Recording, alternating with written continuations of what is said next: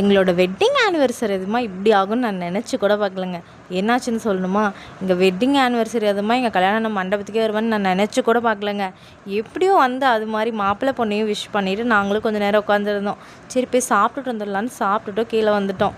இதில் என்ன ஒன்றுன்னு பார்த்தீங்கன்னா, நாங்கள் வருஷம் எப்பவுமே எங்களுக்கு கல்யாணம் கோயிலுக்கு போவோம். பட் இந்த வருஷம் கல்யாணம் கோயிலுக்கு போகல, கல்யாண மண்டபத்துக்கு வந்திருக்கோம்.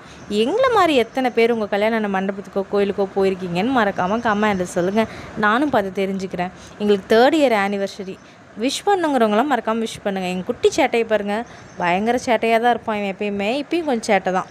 அப்புறம் பொண்ணு மாப்பிள்ளையோடு நாங்களும் ஃபோட்டோலாம் எடுத்துகிட்டு, என் ஃப்ரெண்டு வேறு வந்திருந்தா, அவளையும் பார்த்து ரொம்ப வருஷம் ஆச்சா பேசிகிட்டு இருந்தேன். அப்படியே ஃபோட்டோ எடுத்துகிட்டு வந்தேன். இந்த மண்டபத்தெல்லாம் எதுக்கு வீடியோ எடுக்கிறேன்னு பார்த்தீங்கன்னா, திரும்ப எப்போ வர போகிறேன்னு என்ன எதுன்னு எனக்குலாம் தெரியல.